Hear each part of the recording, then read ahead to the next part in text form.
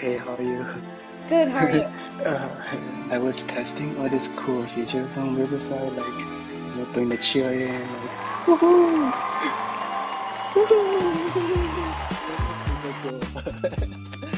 Love Thank it. you so much for joining me. Let's go right into it. So, All right. welcome, Kelsey. Thank So you. yeah, really appreciate that you joined the show. I know you are the CEO of your company name, McDuffie Media. McDuffie Uh, Marketing.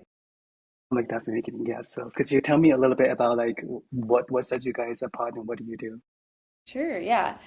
So I started media buying really full time, I guess, around 6 to 7 years ago, which is what kind of launched McDuffie Marketing into what it is now. We do just paid media, so Meta and Google. I personally mostly buy, do the Meta buys, and other folks who know a lot more about Google do the Google buys on our team. Okay, nice. And we also do creative. Okay, cool. So you do both performance and creative, and you Yes. focus only on service, right? Yes, lead gen accounts. So we work with a lot of home services, restaurants, doctors' offices, and some real estate clients as well. I love that. That's also like my focus as well. Why do you choose like service instead of maybe product? For is that that's just it's a reason why you decided to focus on that? Yeah, when I started out, I actually was doing a lot of e-com due to the fact that I started media buying basically in 2020 when e-com Mm, was insane and moving into 2021. I still work with my one of my favorite e-com brands that I've been with the whole time. They're the only ones that I have still kept around in the e-com world. Yeah, I just realized that I really loved lead generation and like working with local businesses. It's just a different beast than e-com. So yeah, I just really I took on some lead gen accounts not really knowing much, but I was like, I'll figure it out. And then very quickly I was like, oh, I actually really prefer this little sector of the industry so much more. nice, nice. Yeah, I personally love it a lot because of the, A is so relevant to, a community, so it feels more rewarding. B is it's a relationship management to me, It seems like it's not just a product you sold, and to make the whole thing work, there's so many pieces has to work, which often makes me really exciting. So if someone comes to you these days and I'm talking about 2026 right now, like comes to you and they, this is like local business we all know. Someone's been there for a while, they have solid product employees. Marketing is the last thing they have been thinking about. What typically do you start with them? Like just curious about what kind of issues do you see and what do you recommend? Sure, yeah, I know if it's, let's assume it's a smaller budget, I would really encourage them to like hone in on a few things. If you don't have the resources and the budget to do every single piece of marketing, I would be like, okay, let's do a couple things really well. One of them, of course, being paid paid ads because Mm-hmm, mm-hmm. when it comes to local services, I think that's going to be the biggest bang for your buck. And then, if there's room for extra budget, I would encourage them to certainly incorporate organic in there, whether that's really going all in on your organic TikTok, if that makes sense for what your industry is, or going maybe the more traditional route with Instagram and Meta, organic. Then, yeah, also depending on what the service is, I know email marketing can be super powerful too. So that'd be my answer. And then influencer marketing is wonderful in most cases. We work with a lot of restaurants. So just having that diversity of content through influencers is awesome. So I would tell people like if their budgets are small and they really don't have a lot of time and resources to, hire an influencer agency or be managing a ton of influencers all the time, like even just two a month is going to make a big difference and be better than none. And the way that you can repurpose that content on organic and paid media um, really just makes it last longer and is a nice way to diversify the content you have putting out. Nice. I hear. So you got these vehicles pay media, organic contents, and obviously you want to dip into your typical meta world. And the influencer side, I really haven't done a lot myself, to be honest, because of the budget size for most of my clients. Um, very highly, what is it like? Like, what is someone like never done it? How do they start with even like something like that? Do they look for an agency to do it? They could if they have budget there. I mean, obviously there's wonderful agencies that do influencer marketing and know that world and are very efficient about sourcing. So going that route is, I think, a great way to go about it. But you could source yourself and just being really active on your existing account, say on Instagram. If you're a local business, like you probably already have people in mind that you see on Instagram that you're like, oh, like I would love for them to promote what we're doing. Like they're in a similar niche as me, or like their audience would really benefit from what I'm providing.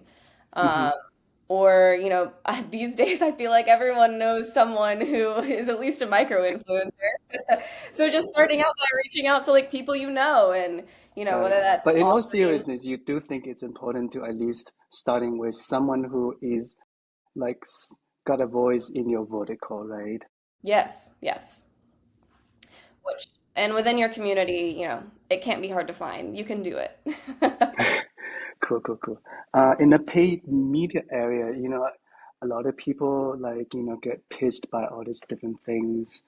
I feel like let's kind of like help people sort it out. Like, you obviously got your typical Google ads, you got the whole Google domain, you can put money in. And do you think for local service, people should also dip into these other media type, like the connected TV? Like, what are some of the media types typically you might also put on the game board for them? Yeah, programmatic can be great. That is one that I typically push for restaurants as well, because it's a bit easier to track the footprint for walk-ins. Um, if you're running paid media on Meta and say Meta for a restaurant, you a lot of the times don't know if people are coming in or not. But if you couple that with programmatic, a lot of those programs actually do have the capability to track those IP addresses when they've actually come to the restaurant and visited. So having that data for both sides is really valuable. Yeah, But for sure. yeah, So what do you think? Like, what do you use aside from Meta? Like, what are you encouraging clients so to? I would say like look like you gotta be on Google local ads first of all, right? If you are part of the industry that fits, like if you move a roofer, all of this, typically you are part of the category Google will allow you to advertise. I would say get the application approved on Google local search ads because that is you're gonna be on the top, right? On the search result. And then also you get a lot of asset in the map result as well. And it's just good to also have that Google verified badge on your organization that kind of give you that additional oomph, right?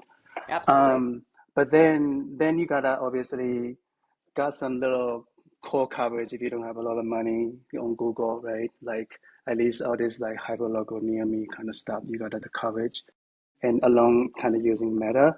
Outside that, it really depends on budget. I have success with like connected TV and like with these like geofencing campaigns where I was looking more for like where like let's say something is taking a longer term to convert, so I wouldn't want to push a lot of awareness top of the funnel to that community. One of my client is in memory care, so funny enough you want them to remember her, but like but we do actually do a lot of awareness just in those big. I love the hyper like the geofencing capability you have with a lot of those vendors. Absolutely. But outside that, yeah, we don't really do a whole lot. I would say this year, one thing I see the most is organic contents. Um, I think it's gotten new meanings and it doesn't seem like it's enough to just kind of just show a bunch of ads these days. Yeah, absolutely.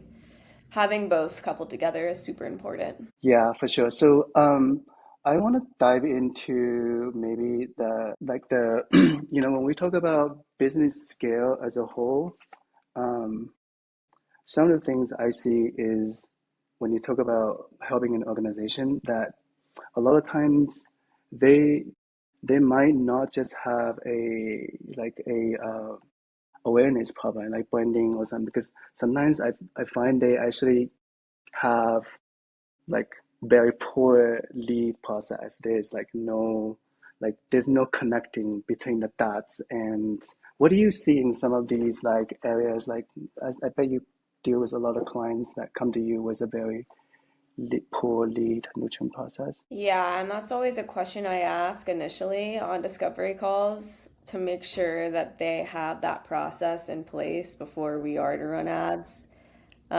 Trying to think like what I tell people. What's Um, that? What's that pitch? I mean, I feel like a lot of service-based companies like fail at having the capacity to even answer the phone, which is a huge problem. And I know like a couple of the doctor's offices we work with now have put in place some pretty nice use of AI, at least for like the initial receiving and customer service part. And then it buys a little more time for whoever the front desk person is or the receptionist to get Mhm, back mhm. to those really warm leads that are ready to roll. Um, and what else? Do Uh, you recommend client using like call tracking tools to allow some of the automations? yeah, for sure. Another brand we work with that does a great job is so there's like um a call back. So like you would call and then there would be a message basically saying like we'll get back to you really soon. And then they typically get back to people like within 30 minutes to an hour. Um, and they do a really nice job at closing deals because of how quick and on it they are. So you want to try to catch those people while they're thinking about it, and everything is just so fleeting these days. So if you're really not talking to them pretty much immediately or within the day, like you're probably going to lose a lot of interested customers. Yeah, I run into two issues. One is that they don't understand that if you have a lot of leads, you're gonna run into this not qualified leads, right? And they often having like difficulty dealing with that process. And then secondly is, yeah, it's kind of like coming to that point of not having the information feedback to the optimization system. Google Ads conversion wasn't tried. Lots of things were outside the system. There was a leakage, and so that the system is optimizing for data that's not as good. Yeah, yeah, Um, Kind of keep this going a little bit here. I want to uh, actually reverse the role a little bit. I know you deal with a lot of business owners.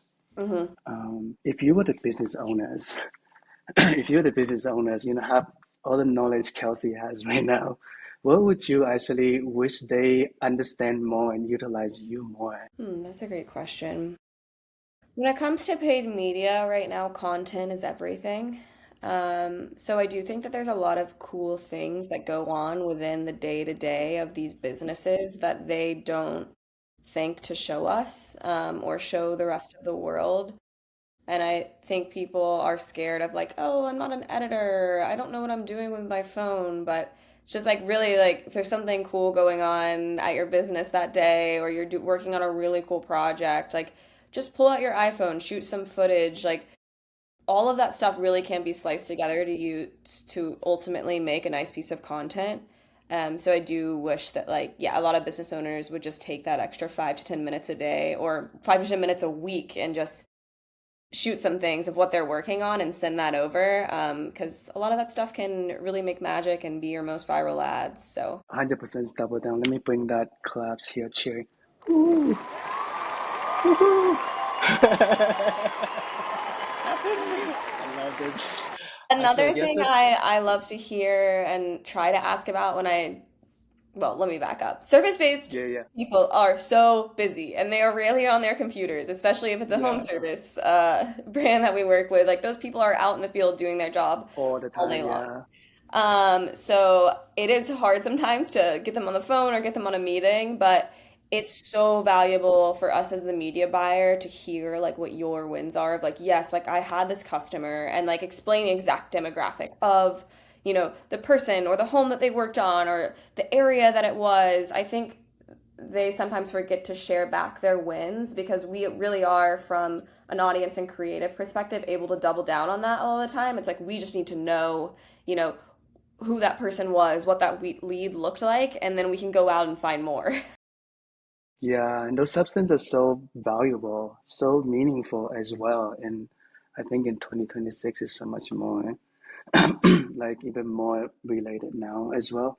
I literally got this client yesterday, and they're with us, and they sent me a year worth of drum shots, and these are all like very high in the sky and just little airplane surrounding your sky, and I feel like wow, that's kind of like a little miss for me because wow, these are cool, and I bet they take a lot of effort for them to get these fly and get them to fly around these to get a shot, right? But I wish just kind of back what you were saying, like as he was out there, a little like sealed up little chimney up there, and just say, "This is what we are working on here, guys. We're up here in the Colorado mountain." Like that would be so much more cool, right? And it really doesn't take much for them to kind of show off a little bit of that, because I think Hmm. that's what people are looking for these days, that authenticity. Yep.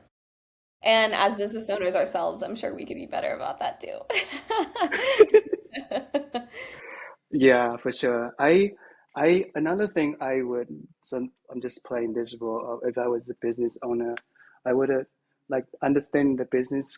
I would also like, like share more about like the process, like lead process in my, like as much as possible, like as you were saying earlier, like share as much as what is the difficulty in addressing the lead. What is your staff knowledge like? Are they just gatekeepers sorting leads, or are they actually frontline, lifesavers? They actually can address a lot of questions. So knowing that is really helpful to know that how much marketing need to lift or not able to lift, I think, I guess at the same time as well. Yeah, that's a great point. What else do you see, like as far as like, like I do think this year content is really important. And a lot of people know, yes, they need more contents. A lot of people also feel this pressure they're behind, and they like, what would you say to people like now are suffering from that?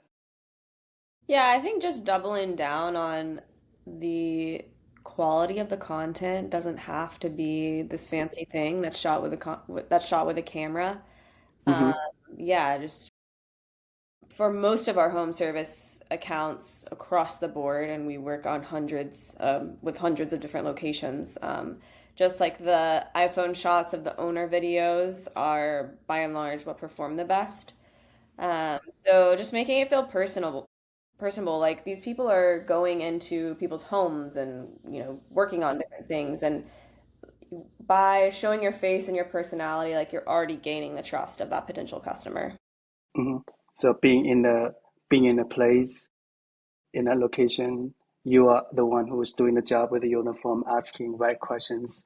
It's a good way to what what other things could we do? Like, and I can also, I guess, chip in here as well. Something I like a lot is um, like don't just do B-roll show and tell, which is cool, right? I think a lot of people are satisfied with that and stop there. I wish they would go into show and tell and then explain to people what are they showing, what are they telling, why are they showing, why is it hard, right? I think that's something I really like.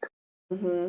I'll give another example too of like an inexpensive win, with one of our restaurants. They introduced martini towers, and I mean it's simple. Like it's just this little structure that you order on Amazon for $20. But those ads absolutely crush. It's funny, like I try to refresh content in that ad account like properly and frequently. But like the budget never goes to anything else because the Martini Tower content just performs so well. And it really gets people in the door too. So just if we're talking about restaurant marketing or something similar, like there really are those like fun things that you can do to keep things looking fresh or just tweaking your menu a little bit or launching new specials. Like it doesn't, you don't have to like reinvent the wheel, but just yeah, keeping things fun and fresh because in restaurant marketing, things change so quickly, and there's always like the next best spot that's opening up.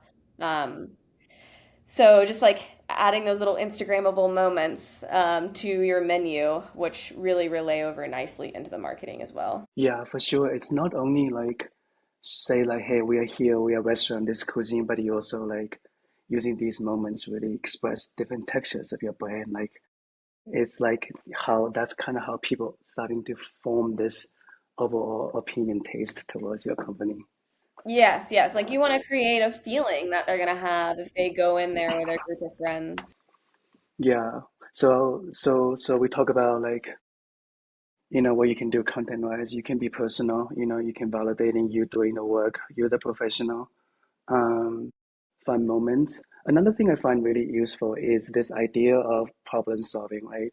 I think a lot of like the awareness companies, especially like for one of my clients in memory care as well, it's definitely a problem solving kind of content for me. The marketing, it's really not about selling discounts and stuff like that. For them, it's really like, I mean, you have someone who is worried about their mom losing their mind, like, and need like the best care possible, right? They're going through really difficult situations. And I think marketing can be the leader in community education and educate them and serve that purpose of like we know what we're talking about and then like in that what I love about it is like sort of like in that problem solving issues, like worry about mom's safety at night, don't you worry about it. We have 24/7, nurse, doctors, and this is their station and this is how, they're able to walk over to the patients and it's I think like these are the ways that really I feel like marketing can use to creating some contents. Yeah, absolutely. Like not leaving people a lot of room for questions or guesses because you've kind of already eased their mind and given them all the information that they need before they even get started with you. Yeah, I find those contents to be really useful. And other contents, I think, kind of going back to kind of what you were saying, giving folks more ideas on, like figure out really what you're doing day to day, but like instead of worry about what is it that you're trying to create, like just creating a system actually, I think works better Hmm. for me. Yep. I don't know if you agree with just like kind of like just say like there is some hour during the day you will just have something pointing at it regardless what's happening and just have a system to start. And I think that get them intrigued because then they realize how easy it is to actually start. Yes, absolutely. Something we've done with a lot of like the franchises that we work with is like getting a couple of the franchise owners on board and like then showing them how well these types of ads have performed. And then it's like everyone quickly wanted to hop on board because they're like, oh, okay, like we can do that. So, yeah. Kelsey, I noticing one thing that I'm struggling as well is that so it takes a lot to create the contents, but then how do I make sure people are hearing my content? Like what do you make sure that happens? Sorry, can you like Yeah, expand? like where like how do you make sure you distribute your contents, around to all the channels where your audience will be like, it's one thing to just have something and then, like then maybe you do the last thing, post it on yourself. Like, but what else? A lot of people maybe missed out, like sort of to creating this distribution culture, within your organization, that system, so it kind of make it easier. Sure. I mean, paid media, I think, plays a huge role into that. A lot of the content testing that we like to do with the restaurants we work with, we typically start it on organic and see how it performs there. And Hmm. then the best performers will move over into paid. And that has proven to be a really nice system for them. And then it just makes the content live longer, of course. So you would starting out in the organic, kind of let it on its own, and then if certain pieces are getting good uh, reach or whatever, then you're starting to move it over to paid. Got it, cool. Sweet. Okay. So, what metrics these days you hear people use a lot, but it really is kind of useless in the service industry that you're in? And what actually do you pay a lot of attention to make sure that you're helping clients scale the right way?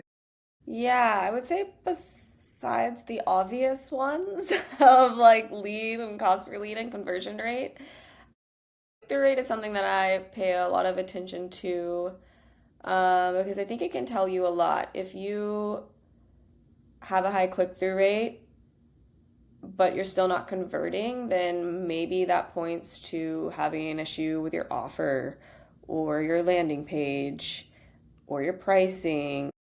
It also can be an early indicator of creative performance if something's only been live a few days and maybe you haven't seen a purchase or a lead come through, but so far, like the performance of the ad seems to intrigue people.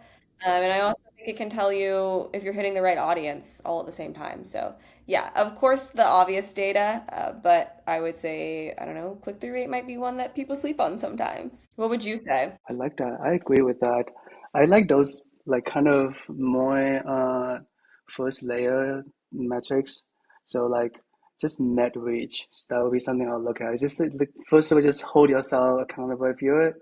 If you're like targeting this local area and this did it get more like reach, right? If it not, then that's a totally different story. But then other things, I like click-through rate because it really does give you that initial kind of reaction, what that what next step. I don't like metrics on ad that is too far away because it's harder to really get those signals until later.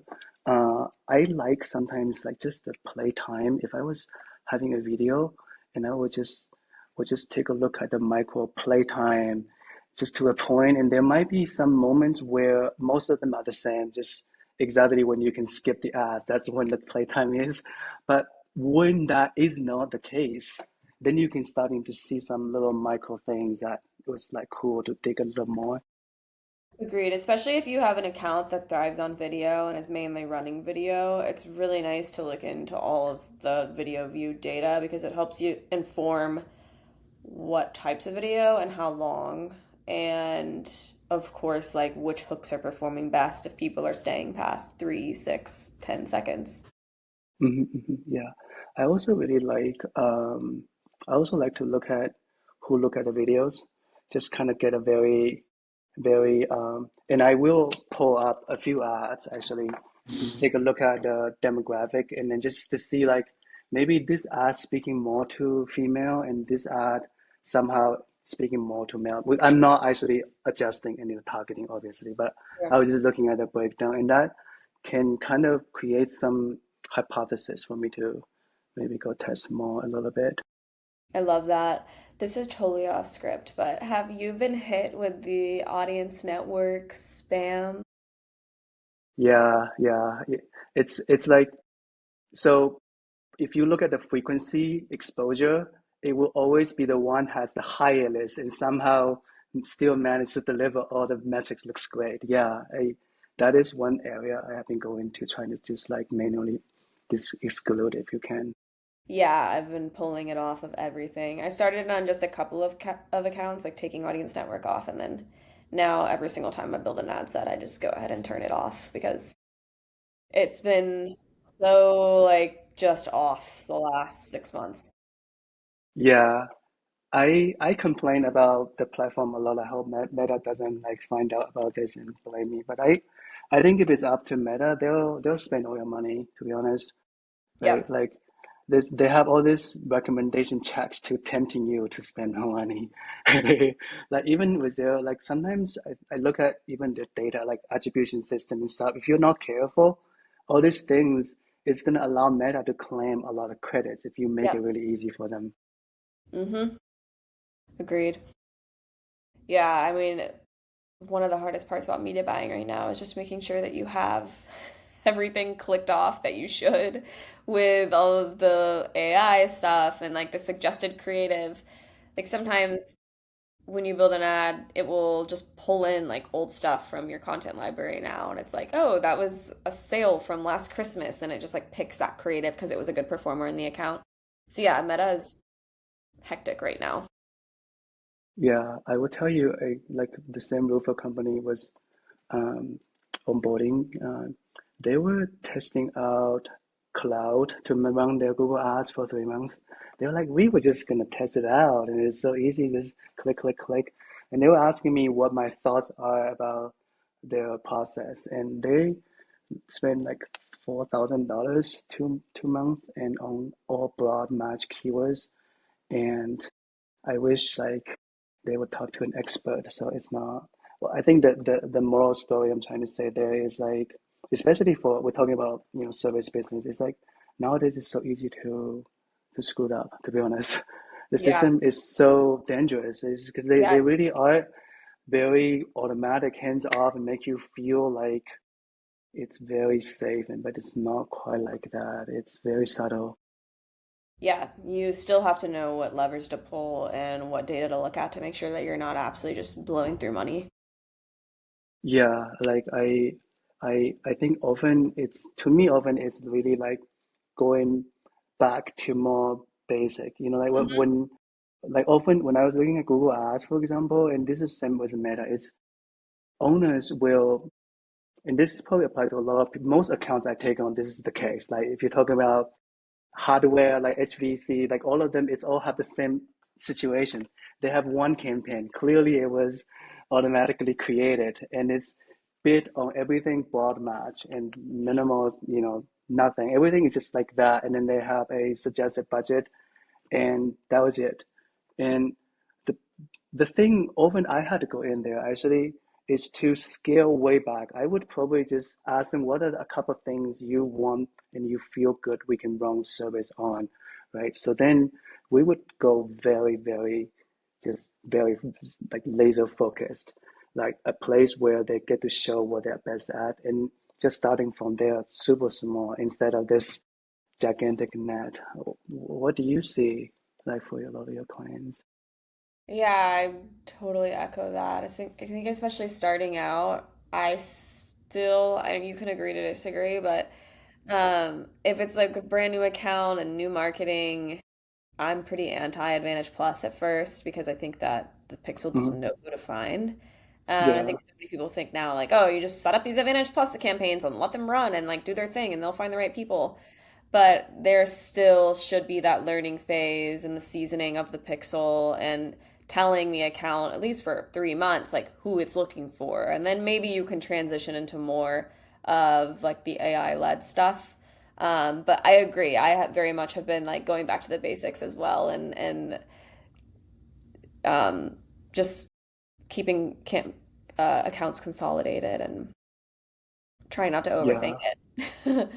Yeah, less is more, honestly. Yeah. That's kind of, and also like it seems like if you have a very potent, needs tend to go pretty well instead of like have a very broad approach on that regards. Um, what are some of the things you also see like that's been like working out very well for like business owners, like to scale like nowadays, like something new like you see? I think just going back to kind of what I've been saying over and over again, but content that showcases the owners and or employees, and just yeah, educating, making people feel comfortable with the content. I think that's really where the scaling happens. I'm gonna switch back a little bit to client maybe relationship management. How are Mhm. you feeling, by the way? Good, good, yeah. Good? Cool, cool, cool, cool.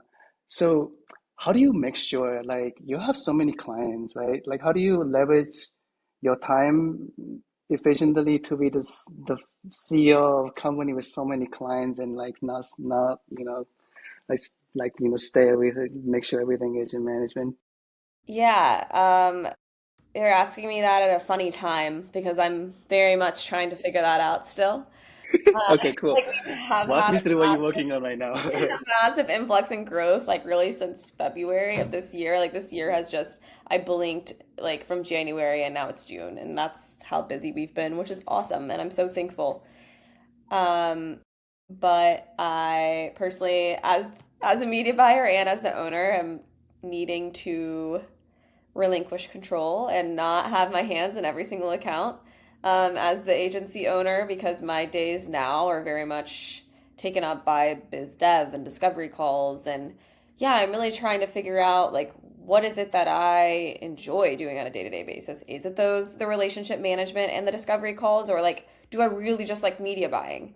I don't have that answer for you, but that's what I'm thinking a lot about right now. But I have brought on a lot more help the last few months, which has been fantastic. Um, I still am very much not someone who's just gonna like hire and then be like, here's your accounts, go figure it out. I really like to properly train every employee that I bring in to make sure that we're all on the same page.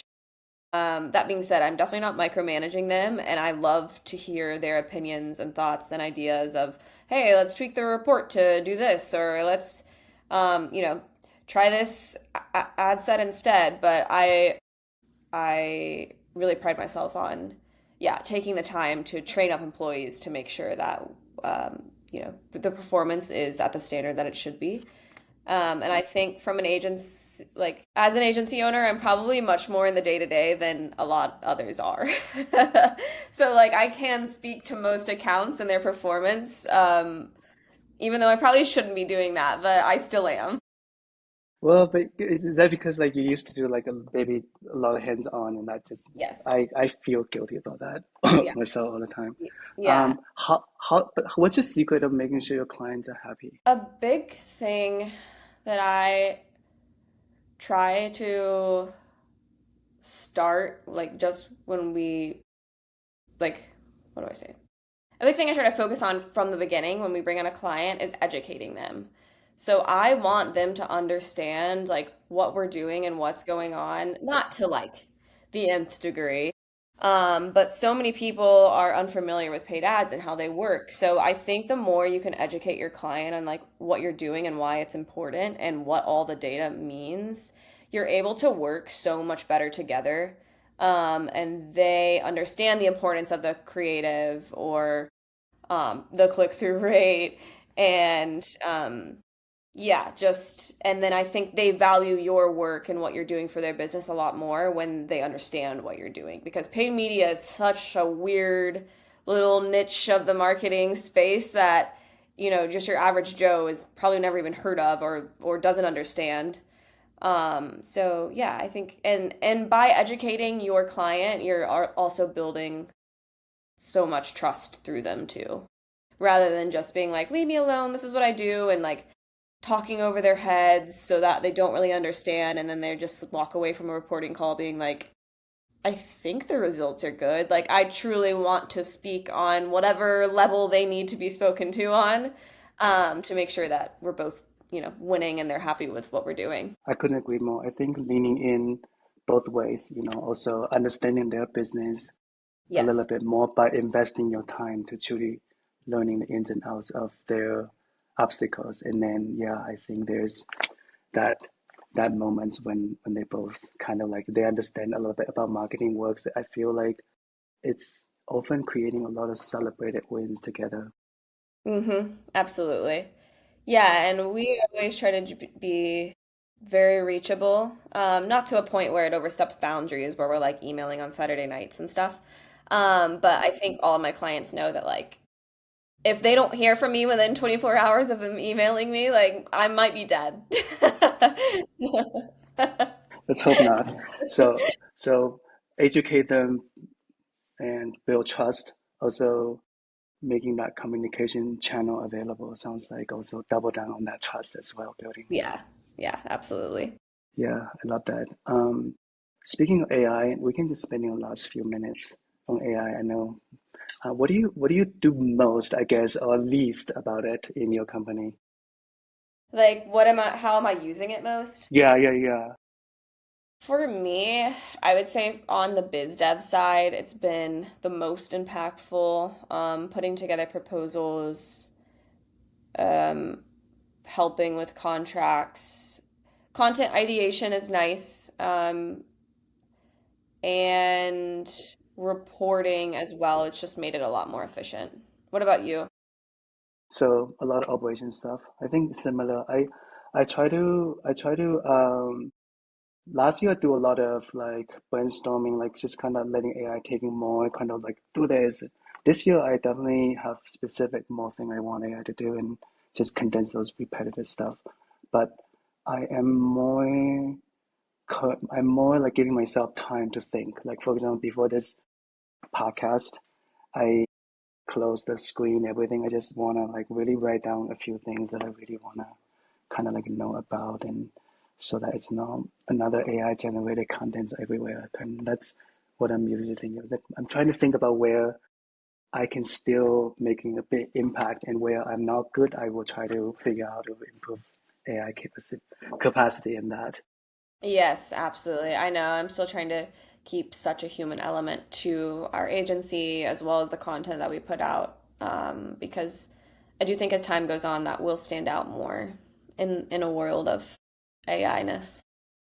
AI is. Um, you also have a podcast. What do you, right? No, I do not have a podcast. You don't have a podcast. Okay. No. I tried to figure out if you have a podcast as No, well. no, no, that's okay. Uh, uh, Noise. I want to, because if you do, I was trying to like plug one here. Um, I want to leave like the last bit, just maybe talk about like, um, how do you personally like educate yourself, and like I find overwhelming every day to catch up with. I mean, both AI and like industry knowledge and client needs, and they're all at different levels of tech knowledge. And you know, they may asking very basic stuff for this, and it's how do you like how do you educate yourself to ensure you have like most updated knowledge on this? Yeah, I educate myself most through, which is this is how we know each other, but through the Foxwell channel and everything they provide there, through the membership. Just chatting with other media buyers, reading through all the Slack channels of like all the troubleshooting and what people were seeing in the accounts that day. So I guess that would be my answer for most of that. I also, side note, have hired an AI firm that works like specifically with agencies. So they're coming in and automating and just kind of like auditing our processes in general and seeing what we can um, automate better and all that stuff because I just feel like I don't have enough time in the day to become an AI expert, but I still very much see the importance of using it and I don't want to get behind. So yeah, like saving resources in your business to be able to invest in those things is super important right now. Whether that's on the education side or the AI side. Um, yeah, whatever you think that you need, but you know that you're not going to have a massive amount of time to dive into, like invest in your business in that way. I haven't hired an AI firm at this point yet. I work with a guy from the Fox Group. I think he was really good. Nice. He got me like set up with like a bunch of automations on cloud and stuff. Yeah, I feel like a lot of people I talk to so far, they all like kind of agree with what you're saying, you know, be as involved as possible and just utilizing it wherever you can. Um, I one except one guy who was very firm about leaving the critical part of thinking to human, which I really like Hmm. he's very anal about this idea of like you still want to like even if you're using AI to automate a lot of stuff, it's still cool to have a very high quality stem, whatever that is, for AI to grow from. And I thought that was really cool, Absolutely. kind of pushing that boundary. Yeah, I think Um, just using AI to help us work quicker and more efficiently. But the ultimately the work that you're putting out still should have that human touch. Absolutely. No, that's You my feel first nervous? one. Really? Yeah. Oh my God, you seem like really natural. thank you. I don't know. I feel like I talk on calls all day, so it feels like very similar, you know. Got you, Talking got about you. talking about paid media is kind of what we do all day, so I think this kind of style, like where you're meeting with client, our conversation on just these things and trying to like, you know, just kind of talk through stuff. These kind of stuff, I feel like it's gonna become the future of marketing. yeah. I've been seeing that a lot on organic. Like when I scroll my feed, it's so Yeah, much podcast content. yeah, yeah.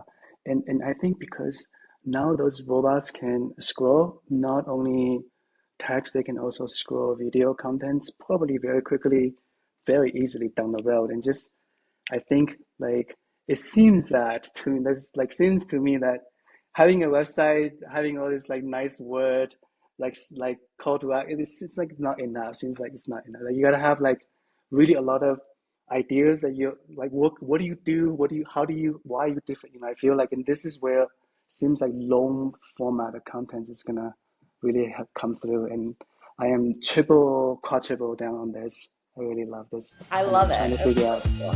I can't wait to see it, and I need to watch some of your other episodes as well. Yeah, definitely. I'll send it to you.